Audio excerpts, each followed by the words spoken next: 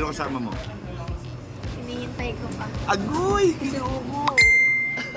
Isang mapagpalang umaga po mga kalingap, mga ate, mga kuya, mga ka-OFW yan. Magandang umaga, tanghali, hapon, gabi sa inyong lahat. Sana nasa mabuti kayong kalagayan saan man sulok ng mundo kayo naroon. So, shout out po kay Kuya Bal Santos Matubang, Ate Vlogs, and Kalingap Rob. Yan. So ngayon po mga kalingap, yan po, may sorpresa ako sa inyo, abangan niyo po. So ayan mga kalingap, eto na nga, kasama na po natin si Pauline Joyce. Ay grabe, ganda oh. Ay, sana all. Papapasana all ka na lang. Inggit-pikit na lang kayo dahil kasama ko ngayon si Pauline. Yan. Okay, good morning ano. Yan. Good morning, Pau. Yan. Okay lang ba na may tatanong ako sa iyo? Ala, sige. Secret ito. Ay grabe to. Talagang pangmalakasan na tanong ito. Hindi, ito yung mga ano, kasi nga yung mga fanatics mo, ginawa nila akong founder ng EdPau. Sabi ko, okay lang naman. Kaya lang sabi ko, iibahin ko lang yung tema, hindi yung pabonggahan. Sabi ko, imbis na kakain o magpapakain kayo, mga ilan-ilan, sabi ko, ibuhos na lang natin sa charity, feeding na lang nilang dalawa. Diba? Mas okay yon. So, tapos ang ating main vlogger ay si Kuya Bal. O, diba? Mas maganda yon. Yun lang yung plano ko. Pero may mga tanong sila. No?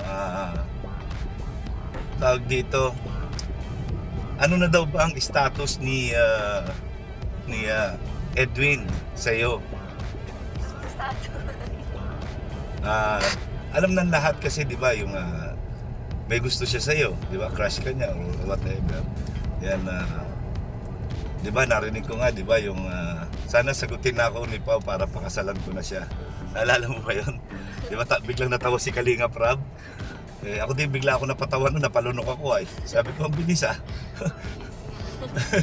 Yun Pero tuwan-tuwa naman sila sa rapport ninyong dalawa kasi nga, yung chemistry nyo ay talaga namang good vibes, di ba? Hindi yung tipong seryoso ba? Sabi ko nga doon sa mga nagtatanong sa akin na may goal itong dalawa nito, may mindset sila na tapusin ang pag-aaral at abutin yung kanilang mga pangarap. Di ba? Bago yan. Kasi kung talagang sila ang tinadhana, di ba?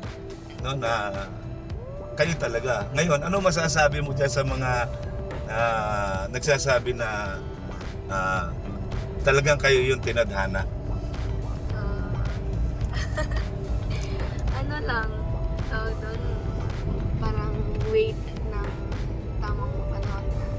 Kasi yung sinabi ni Kuya Mel, if kami nga yung dinadana, syempre after, pag nakagraduate na sa college, edi kami talaga. Wow, talaga Hindi natin malalaman pag naghintay kayo. Kung talagang matatag yung pagmamahal, di ba? Doon nasusukat yan hindi naman sa mabilisan. Kung talagang kayo, kung kahit na ano pa mangyari, kayo talaga, kahit na pa 30 years bago kayo magkita ulit, nagkatinginan kayo, meron pa rin spark na mararamdaman kayo na kayo talaga, di ba? Yun yung destiny, di ba?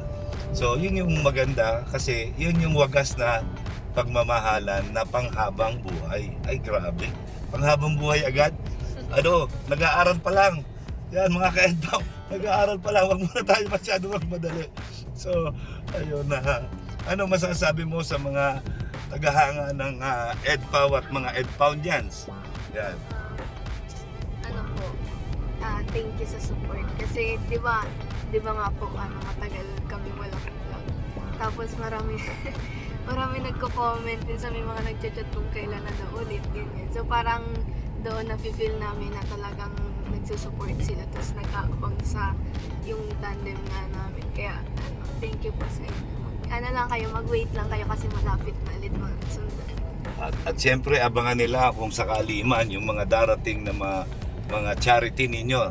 Charity ng EdPau. Ang gagawin natin, charity ng EdPau. Kasi ikaw, as a charity vlogger ka din, si papa mo charity vlogger, si kuya mo charity vlogger, at ang mga nasa paligid mo puro charity vlogger. Yan, ang gagawin natin yung inyong lab team ay sa pagtulong dahil may advocacy kayo na matapos hindi, advocacy nyo na makapagpalaganap ng pagtulong sa buong Pilipinas, di ba? Ganon din naman yung advocacy ni gusto niya rin makatulong sa kung papaanong paraan. At siyempre, meron din siya mga priorities na dapat magawa niya muna sa buhay niya, yung bago yung pag-ibig. Pero yung inyong pagiging tandem or pagiging magkaibigan or love team ay hindi mawawala, nandyan pa rin yan tuloy-tuloy. Yan hindi lang yung para sa patwitams, kundi dadali natin sa pagtulong sa ating kapwa. Tama ba yon sa tingin mo? Diba? Mas okay yun, diba? Habang naghihintay kayo ng tadhana, diba? Marami kayong napapasaya, marami kayong natutulungan at the same time. Diba, no? Yan. So yun, mga ka-EDPAW, mga EDPAWnians, yan, abangan nyo po yung mga susunod na kabanata. Sabi nga sa akin, sige, pag nag-feeding ang EDPAW, mag-sponsor ako. Sige lang po, mag-sponsor kayo dahil ibabagsak po natin lahat yan kay Kuya Bal.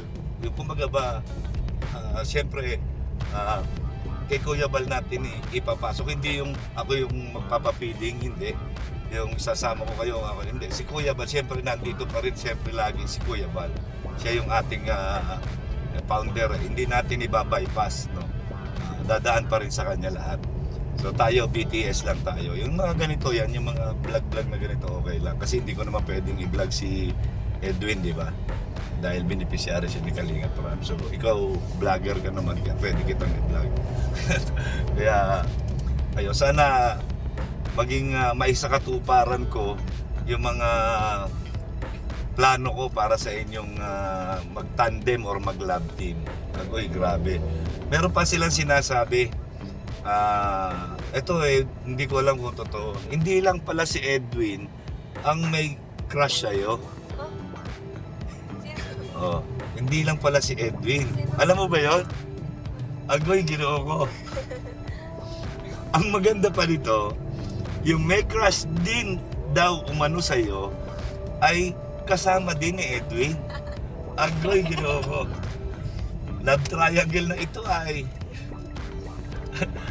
Ayun lang yung, ano masasabi mo naman doon? Ang sinasabi ko nga, make the best man win. Di ba? Kung sino yung mapusuan mo, yan, wala namang magagawa dahil ikaw na yung, ikaw na yung nandiyan dyan. Sa'yo na yan eh. Hindi na sa klaw ng mga manonood, viewers or fans yan.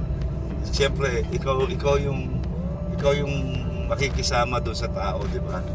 Kaya, antayin na lang nila. Kahit na pa 3 pa yan, kahit na 4 pa yan, no problem po kay Pao yan. Kayang-kaya ni Pao yan. Di ba? Yan si Pao ay very strong personality po yan. Nakikita naman natin. Kaya magantay-antay lang kayo sa mga susunod na kabanata. Yan, maraming salamat Pao yan. Paki-shout out lahat ng ka-Ed Pao at ang EDPAWnians. Shoutout po sa inyo guys, yung mga support ng EDPAW and sa mga subscriber ni Kuya Melian. Patuloy lang po kayo sa pag-support and pag-abang sa mga susunod na videos. Thank you po. Yan. Maraming salamat po. Ang laging sinasabi ni Kuya Mel, ang gumagawa ng mabuti sa kapwa ay pinagpapala. Mabuhay kayong lahat hanggang gusto ninyo nang naaayon sa kalooban ng Panginoon. God bless po and I love you 3 times today. Bye-bye.